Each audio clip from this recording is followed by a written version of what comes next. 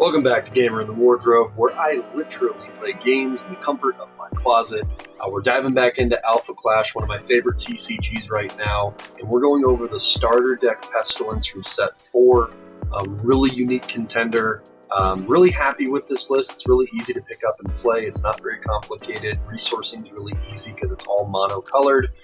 So we're going to dive in, do a quick deck breakdown. Like, comment, and subscribe if you guys have something that you want to change or questions. So Pestilence, the Toxic Present, is a 25 health contender, 1 attack, 0 defense, Harbinger, and his ability is once per turn during your primary phase you may move any number of toxic counters from a permanent you control to a target clash card. That can be an opponent target clash card or one of your owns if you wanted to. And then additionally, once per turn, whenever 2 or more toxic counters are put on a clash card you don't control, target player discards 1 card. At 15 health or less, non-Pestilence clash cards you don't control with 1 or more toxic counters lose all abilities. Now I want to be very clear, it says all abilities, not effects and abilities. So the opponent's still going to have trigger attack, trigger defeat effects, but the abilities are going to be like Interception, Breakthrough, Undisputed, things like that. Flight, for instance, right? So that said, let's hop into the deck list. We're going to start with some accessories because you get some good ones here with Pestilence. The first one we're running is Plague Forge Scrap, and what this one does is it gives you a turn 1 play. If you're going first, maybe you don't have... there's a lot of turn 1 plays, but I really enjoyed this one, and I'll break that down as we explain it, mostly because it opens the portal, and a lot of your deck is going to thrive on the portal being open. So when it enters play, you may activate the portal, and then if you defeat something with a Pestilence Clash card effect, you get to draw a card and send this to Oblivion. So it gives you a little bit of draw capability, because this deck does tend to not draw as good as other decks, which is fine because you're trying to get the opponent to discard, but this just gives you that extra opportunity to draw as well as activate the portal for cheap. That brings us to another turn 1 play.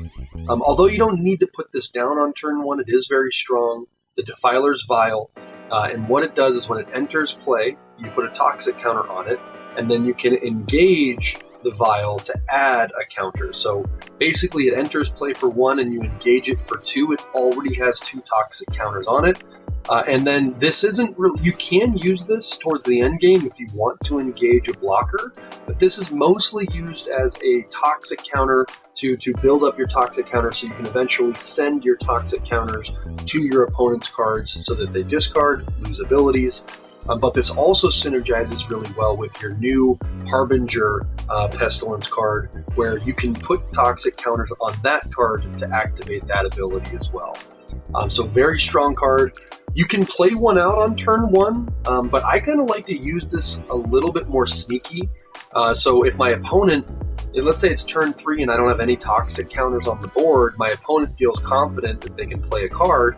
Well, I can play this out immediately and get 2 toxic counters to get them to discard a card. So it's basically, I play it out for 1, they're discarding a card from their hand because it gets 2 and then I move the toxic counter to their card. So really good sneaky play, discard play, turn 1 play, very flexible card, 100% necessary in this deck, and 100% necessary to have 4 of them.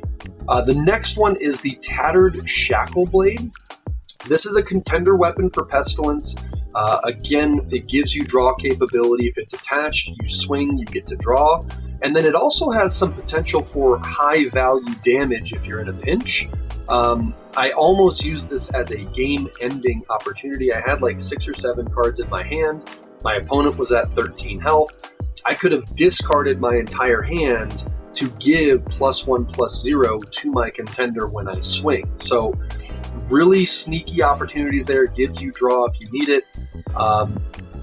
But the big thing that I always forget that's really important is attached contender can't be the target of a clash buff. So if you have this attached to your contender, you cannot play Infestation on your contender. You will need to use that on your clash cards, which means you also cannot use it defensively.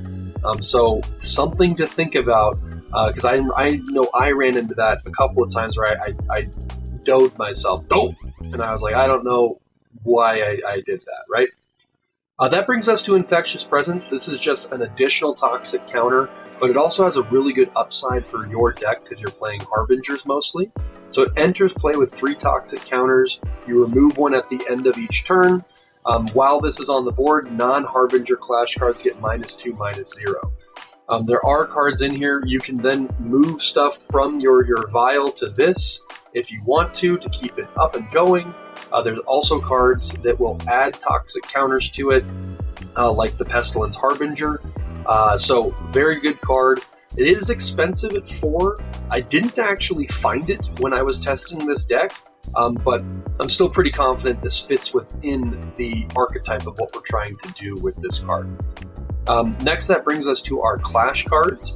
The first one's going to be the 1-drop Pestilence. Again, opening the portal with Plague Forge Scrap is very nice, and then you can use this card ability without the downside of discarding a card, and then it gives an opponent's -2, -2, and then that eventually sometimes will trigger Plague Forge Scrap where you get to draw a card. So really strong 1-drop.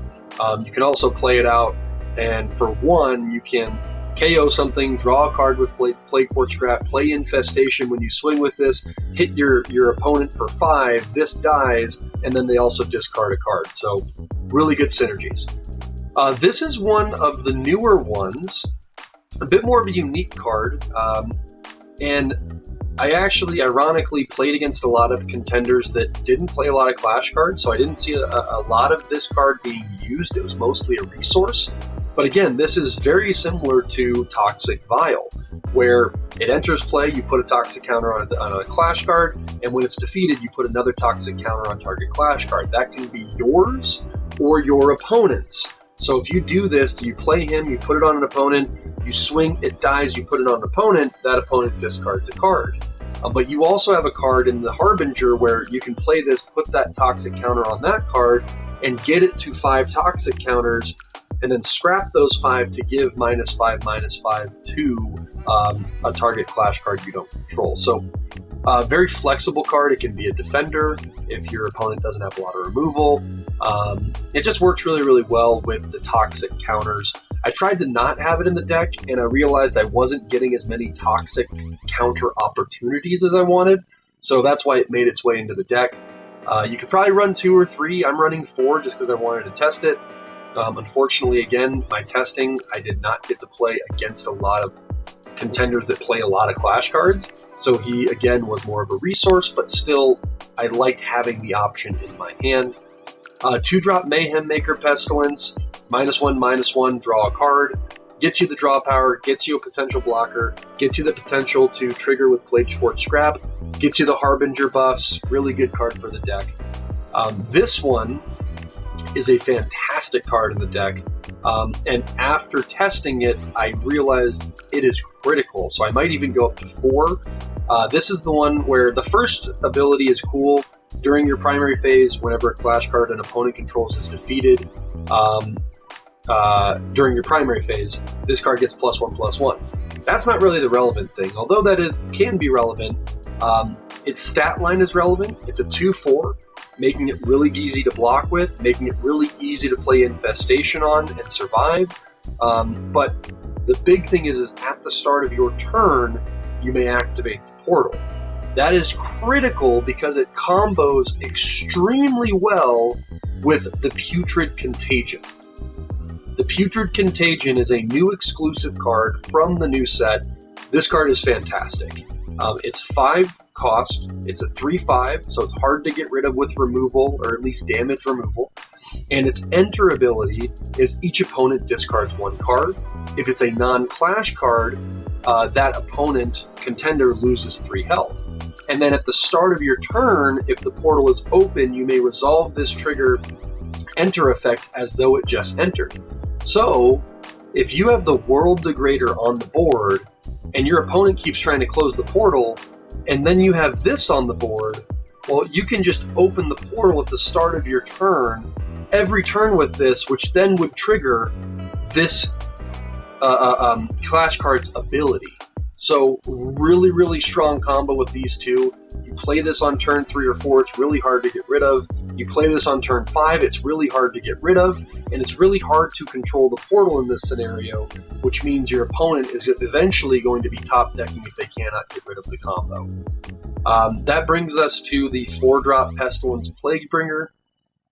-3/-3 pairs really well with the Harbinger package, pairs really well with Plagueforge Scrap, and it has an upside when it is defeated. If the portal is open, you can put a Clash card with an initial resource cost of 1 or less from your Oblivion back on top of your deck. Really good synergy, really fun, good with the deck.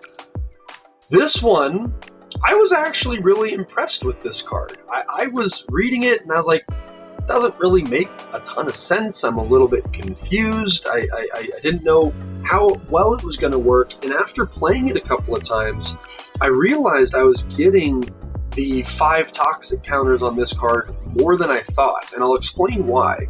It's exclusive, and when it enters, you put 1 toxic counter on this card. Then, for each permanent you control with a toxic counter, you may put 1 toxic counter on that permanent. So this basically enters with 2 toxic counters on it. So if you play this card, and you have, let's say, a Defiler's Vial with 2 toxic counters on it, this card enters, it gets 2 toxic counters on this, and then your Vial gets a 3rd toxic counter, and you can use your Contender ability to move those 3 from the toxic vial, from the Defiler's Vial, to this card, and then activate its ability to -5/-5 something. So I actually thought it was a really, really cool card. Problem is, against aggressive decks, turn 5, turn 6, if you don't have some defensive plays, you're kind of playing on your heels. But this was a very good card that I was really refreshing to play, that I was surprised by how efficient it was. Also, Clash cards you control with 1 or more toxic counters get trigger defeat. You may move any number of toxic counters from this card to target permanent. Again, I didn't really have a lot of my own cards with toxic counters. I guess that could happen if you want to like negate a bad ability or something. It just never really came up. But the first ability and the bottom ability were really, really effective when I wanted to utilize it. And then lastly, Lone Fighter. This is kind of like a, home run swing. A lot of your Clash cards are going to be removed because they're so dangerous on the board. So if they're spending time removing them, you then can drop the Lone Fighter on turn 6, turn 7 if nothing's in your Clash zone. Swing for 8 with Flight. Really, really strong play.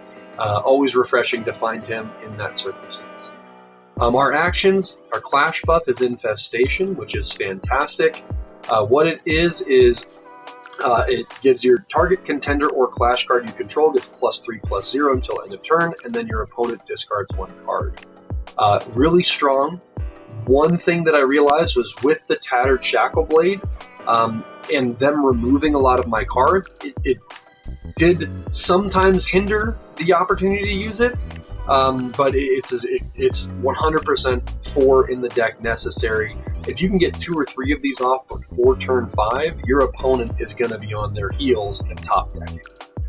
Another card that I was really satisfied with was I Am Decay.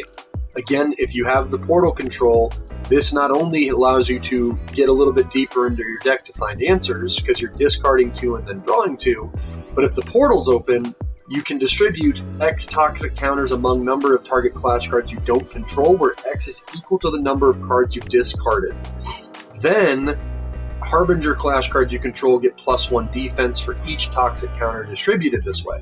So in theory, if all is well in a perfect world, you play this card, you discard 2, draw 2, put 2 toxic counters on an opponent Clash card, they discard a card, and then all of your Harbinger Clash cards get +2 defense. So, and it only costs 2 because you're playing the Pestilence Contender, right? Instead of costing 3, it costs 2. So I was really happy with this card. I thought it was a really, really good fit, and I enjoyed playing it. And then lastly, we have the Clash Grounds. Noxious Alleyway. Again, my opponent didn't play a lot of Clash cards, which is the strategy against this deck if you can afford to not play them. But what this has is counterattack. You may engage this card. If you do, move 1 toxic counter from a relic you control to target attacking Clash card. Clash cards get -1, -0 for each toxic counter on them.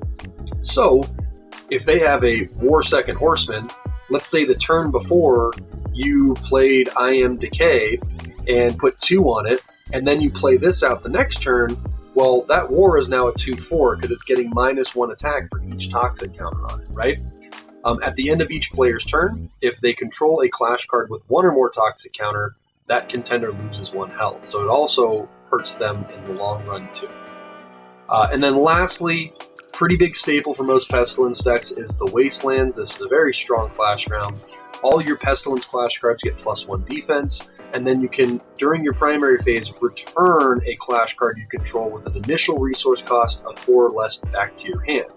So that's going to synergize really well with your 1-drop Pestilence, maybe even your other 1-drop Pestilence. You play it, you put a toxic counter, you pull it back, you play it, you put a toxic counter, they discard a card. Mayhem Maker, draw a card, and then even this Pestilence 4-drop, -3/-3, bring it back to your hand, and then play it the next turn, right? So that is the deck. Let's go ahead and zoom out and maybe give you guys a little bit more of a snapshot of everything. Let's see if I can get everything in the board. There you go. So this is the current deck for the starter deck Pestilence that I built. It's not perfect, but I think it's a good starting point if you're wanting to just hop into games with this starter deck for Pestilence Contender. And I think it's going to do what you want it to do. You could tweak it a little bit, play with it a couple of times, let me know what you think. I really appreciate you guys here watching the video. If you liked it, don't forget to comment and subscribe. It really helps me out and helps the channel. And then I hope you guys have a lot of fun clashing out there, and see you everyone at the Pro Tour. Have a good one, guys. Have a good night.